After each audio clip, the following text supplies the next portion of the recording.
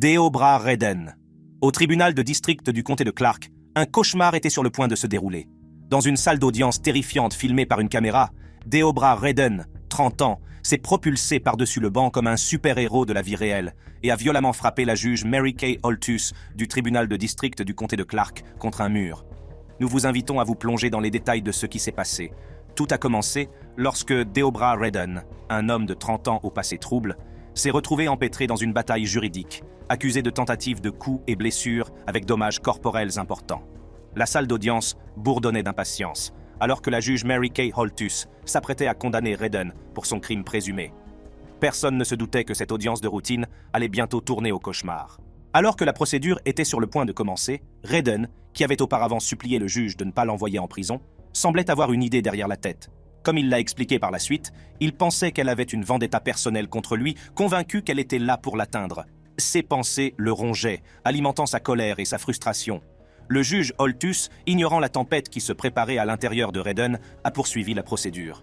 Elle examine méticuleusement les preuves, réfléchissant à la peine appropriée pour le crime présumé de Redden.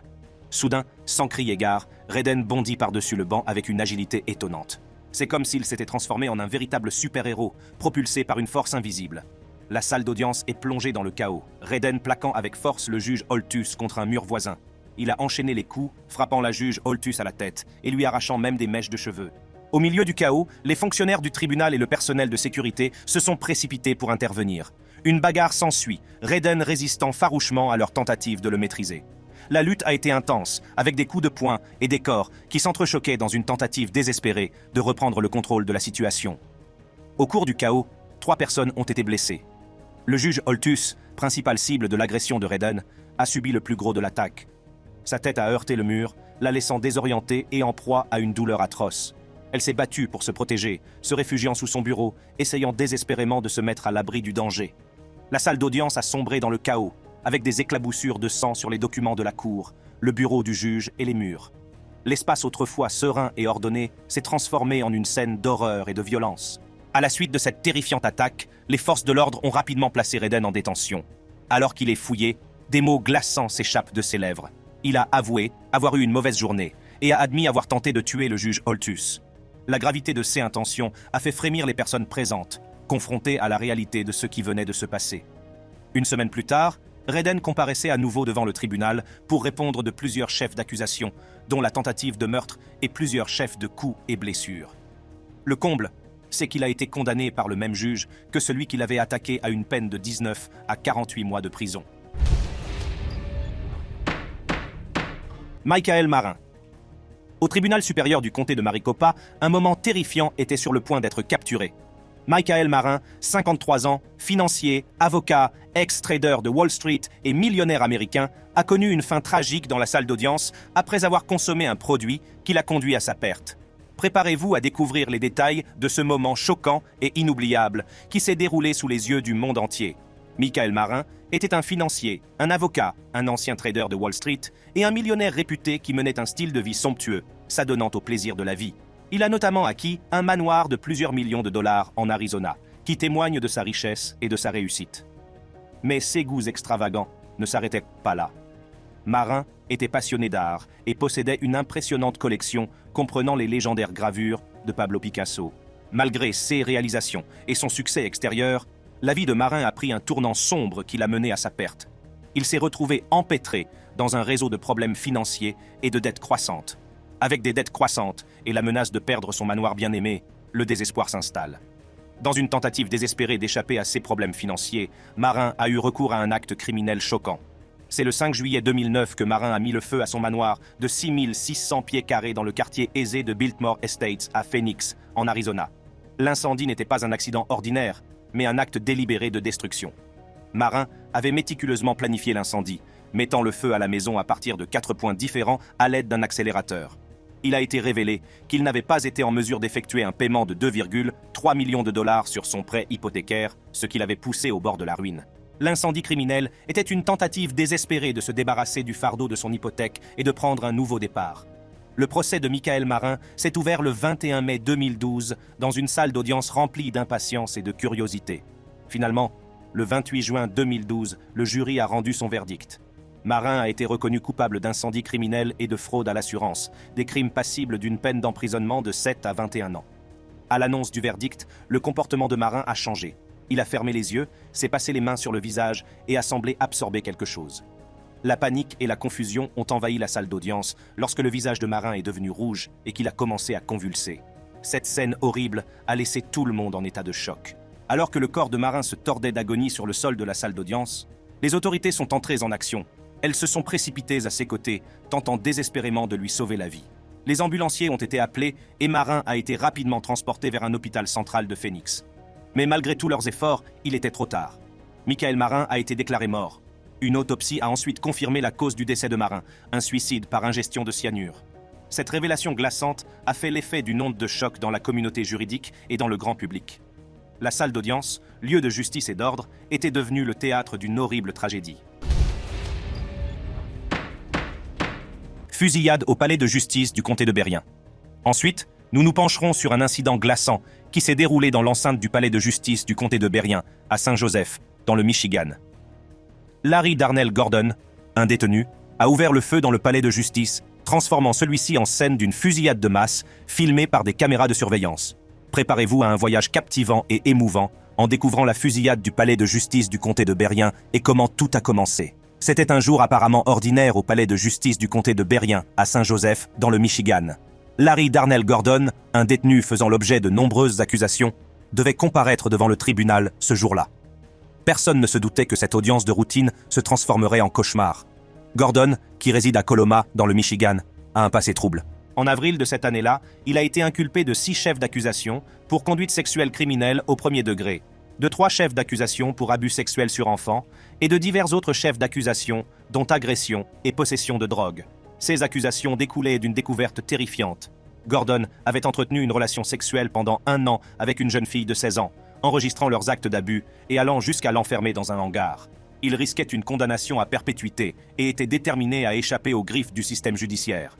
Selon le shérif du comté, Gordon avait été menotté par devant et non dans le dos, et la contrainte n'était pas reliée à une chaîne ventrale qui aurait limité davantage ses mouvements.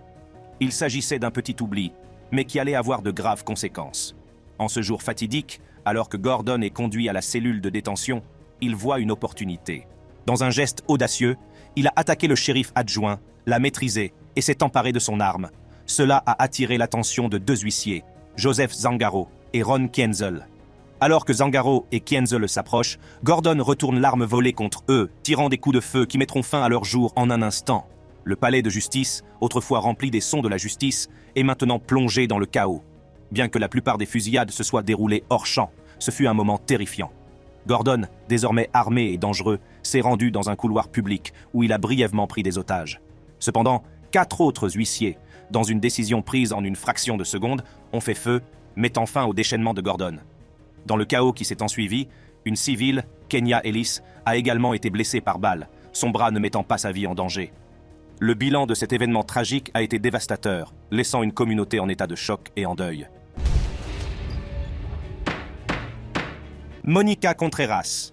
C'est un jour apparemment ordinaire qui s'est déroulé au tribunal des affaires familiales de Las Vegas, dans le Nevada, lorsque Monica Contreras, 26 ans, est arrivée pour assister à une audience de routine. Son but était d'annuler une ordonnance restrictive temporaire déposée contre elle par son ex-mari. Elle était loin de se douter que cette journée se transformerait bientôt en une terrifiante épreuve filmée. L'audience a commencé et n'a duré que quelques minutes. Le maître d'audience, Patricia Donninger, a annoncé la décision. À la fin de l'audience, Madame Contreras pensait pouvoir quitter la salle d'audience et mettre ce chapitre derrière elle. Cependant, ses espoirs ont été anéantis lorsque Ron Fox, marshal de la salle d'audience, s'est approché d'elle pour lui demander de se rendre dans une autre salle afin d'y effectuer une recherche de drogue. Contreras a suivi à contre-cœur, laissant sa fille derrière elle pour jouer avec le maître d'audience Donninger sur le banc. Dans une pièce séparée, Contreras s'est retrouvé seul avec le marshal Fox, qui a procédé à la fouille de la drogue. C'est au cours de cette procédure que Contreras a commencé à se sentir mal à l'aise avec la façon dont les choses se déroulaient et qu'elle a exprimé son inquiétude. Cependant, le marshal Fox a continué à fouiller son sac à main, devenant de plus en plus mécontent de ce qu'il entendait et a décidé de l'arrêter pour avoir fait de fausses allégations contre un officier de police. Ce qui est encore plus choquant, c'est que le chef d'audience Donninger, qui était présent lors de la fouille de la drogue, a tourné le dos à la situation, semblant ignorer la détresse de Contreras. Sans plus d'explications sur les charges retenues contre elle, Madame Contreras a été anéantie lorsqu'elle a appris que sa fille était renvoyée de la salle d'audience. Ce que Contreras ne savait pas, c'est que ces personnes essayaient de la faire revenir sur la vérité, et comme elle ne pouvait pas être séparée de sa fille, c'est ce qu'elle a fait. Alors que Contreras se tenait menotté devant sa fille, elle a dirigé sa colère vers le chef d'audience Donninger, qui semblait avoir fermé les yeux sur ses appels à l'aide. Malgré les protestations de Madame Contreras, elle a été emmenée en prison, formellement accusée d'avoir fourni de fausses informations à un officier de police et d'avoir troublé l'ordre public. Sa fille a été confiée à des services spécialisés jusqu'à ce que son père vienne la chercher plus tard dans la journée. 2 mois après l'incident, Madame Contreras a fait preuve de courage et a déposé une plainte contre le marshal Fox, alléguant non seulement un protocole inapproprié, mais aussi une agression sexuelle lors de la recherche de drogue.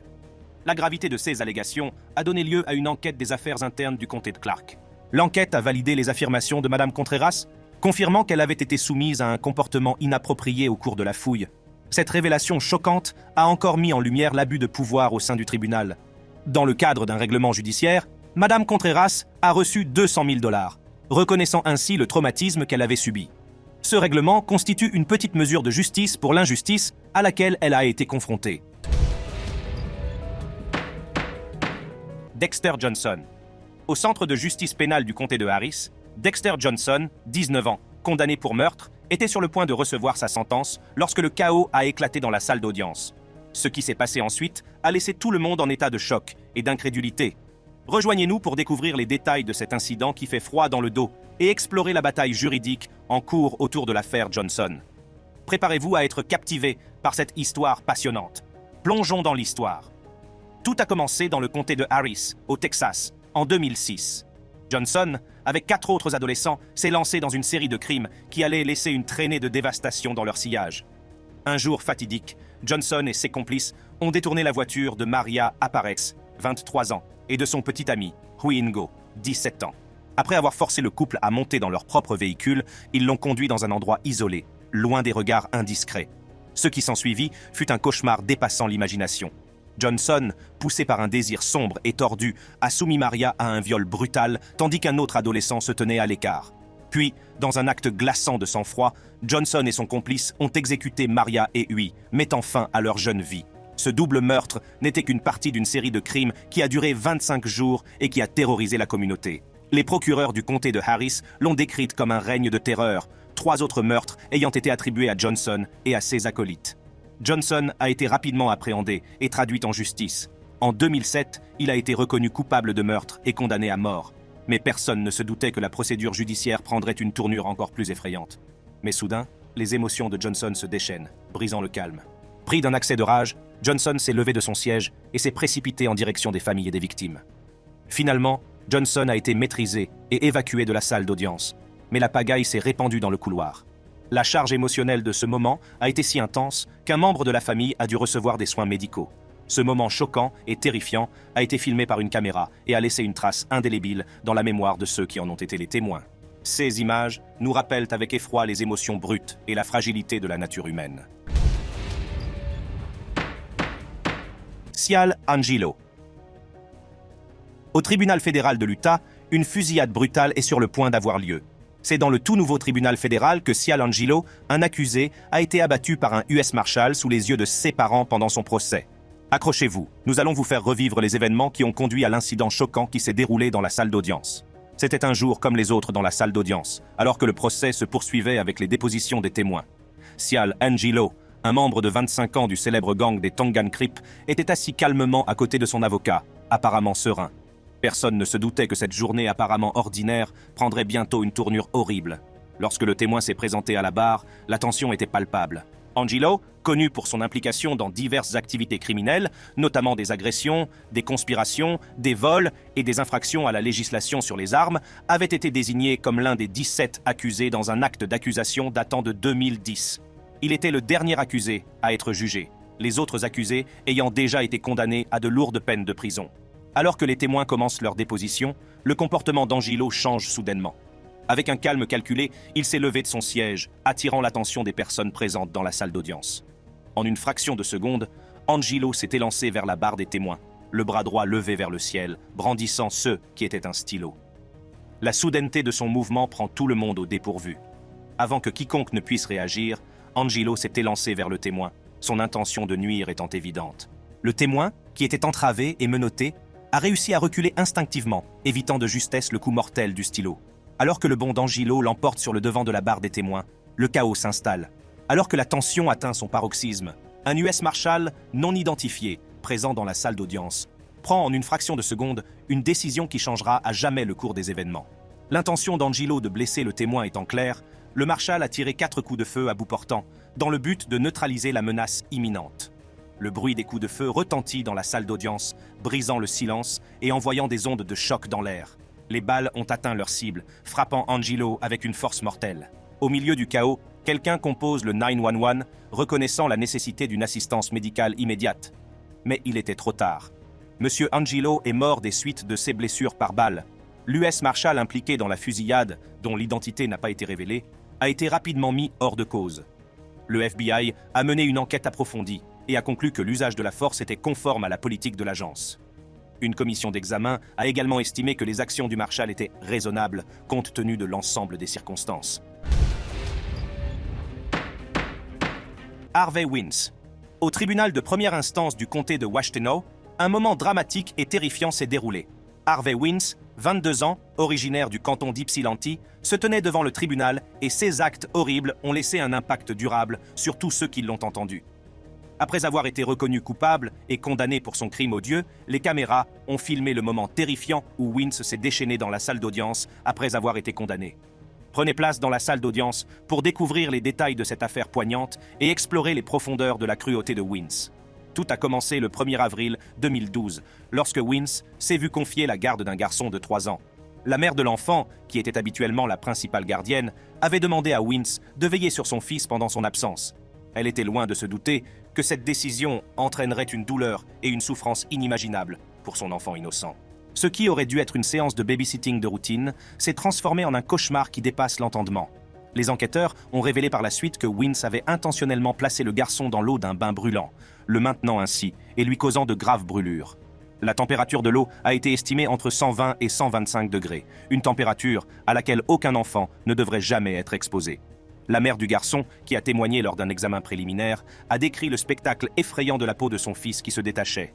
Les brûlures couvraient 18% de son corps et il a été transporté d'urgence à l'unité de soins intensifs pour grand brûlé de l'hôpital de l'Université du Michigan, où il a passé les 2 mois suivants à lutter pour sa vie. Au fur et à mesure de l'enquête, l'histoire de Wince a commencé à s'éclaircir. Il a d'abord affirmé qu'il avait laissé l'enfant dans de l'eau tiède jusqu'à la cheville pendant qu'il jouait au jeu vidéo Call of Duty.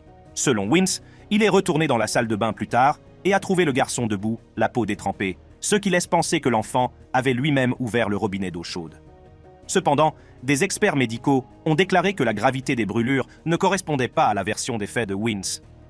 Aujourd'hui, alors que nous avançons rapidement jusqu'au moment du procès filmé par la caméra, nous assistons à l'aboutissement de cette affaire déchirante. La voix de la juge résonne dans la salle, ses mots portent le poids de la justice lorsqu'elle condamne Wince. Il devait purger une peine de 31 ans et 8 mois à 65 ans de prison pour l'accusation de torture. La peine pour abus d'enfant au premier degré, de 10 à 15 ans, sera purgée en même temps que la peine pour torture. En outre, Wince a été condamné à 10 mois et 16 jours de prison pour agression, résistance ou obstruction à un officier de police. Mais pour Wince, la réalité de son destin semble trop difficile à supporter. Dans une tournure soudaine et choquante des événements, il entra dans une crise de rage. Il a crié, maudit et protesté de son innocence, sa voix étant remplie d'un mélange de désespoir et de défi. La salle d'audience est plongée dans le chaos, les gens criant et essayant de calmer Wince. Montrant une grande détresse lors de sa condamnation, Wince a résisté aux huissiers, son corps se balançant et s'agitant, tandis qu'il tentait de le maîtriser. La lutte a été intense, Wince se battant avec toutes les forces qui lui restaient. Finalement, les huissiers ont réussi à maîtriser Wince et à le faire sortir de la salle d'audience. Mais l'impact de sa crise est resté dans l'air, provoquant encore plus de chaos, en particulier parmi les membres de sa propre famille. Ce coup d'éclat terrifiant a laissé une marque indélébile sur tous ceux qui en ont été témoins. Il rappelle brutalement l'importance de la justice et la nécessité de protéger les membres les plus vulnérables de la société. Le juge John Murphy. Il n'est pas toujours facile d'être juge, d'autant que l'on attend de vous que vous gardiez votre sang-froid quelle que soit la situation. Cependant, dans le cas du juge John Murphy, c'est l'inverse qui s'est produit.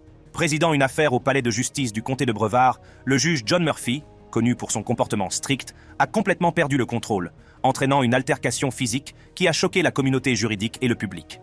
Préparez-vous à découvrir ce qui s'est passé dans la salle d'audience et à vous plonger dans les conséquences de ce moment incroyable. Tout a commencé par un jour apparemment ordinaire dans la salle d'audience du juge John Murphy. L'atmosphère était tendue, car une affaire criminelle était en cours, la défense et l'accusation présentant leurs arguments. Personne ne se doutait que cette procédure de routine allait bientôt sombrer dans le chaos. L'avocat commis d'office, Andrew Weinstock, représente son client, un prévenu qui fait face à de graves accusations. Alors qu'il plaide sa cause avec passion, la tension monte dans la salle. Le juge John Murphy, connu pour son attitude stricte et son approche pragmatique, préside l'affaire. Sa réputation l'a précédé, et de nombreux avocats ont abordé sa salle d'audience avec prudence. Alors que l'avocat commis d'office continue de présenter ses arguments, la patience du juge John Murphy s'épuise. Son visage est devenu rouge de colère, et sa voix a retenti dans la salle d'audience lorsqu'il a interrompu l'avocat de la défense. La tension dans la salle est palpable, et chacun retient son souffle, incertain de la suite des événements. L'emportement du juge a pris tout le monde au dépourvu, y compris l'avocat commis d'office lui-même. Il tente de garder son sang-froid, mais les réprimandes incessantes du juge le poussent à bout. La colère du juge John Murphy semble s'intensifier à chaque instant. Sa voix se fait plus forte et ses paroles plus agressives. L'avocat commis d'office, déterminé à rester sur ses positions, refuse de reculer. Le choc des personnalités et le choc des volontés ont créé une tempête parfaite qui est sur le point d'exploser. Et puis, dans une tournure d'événements choquante, le juge John Murphy a dit à l'avocat commis d'office qu'il pouvait aller se battre. Ce qui s'est passé ensuite n'a pas été filmé, mais on a entendu les deux hommes s'envoyer coup de poing sur coup de poing.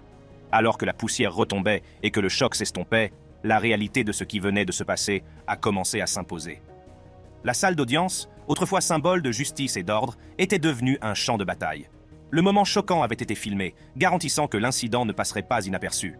En conclusion, ces moments terrifiants filmés dans les salles d'audience montrent les dangers auxquels sont confrontés les juges, les fonctionnaires de justice et le personnel chargé de l'application de la loi dans leur quête de justice. Pour d'autres vidéos intrigantes comme celle-ci, cliquez sur les cartes affichées sur vos écrans et je vous attendrai de l'autre côté.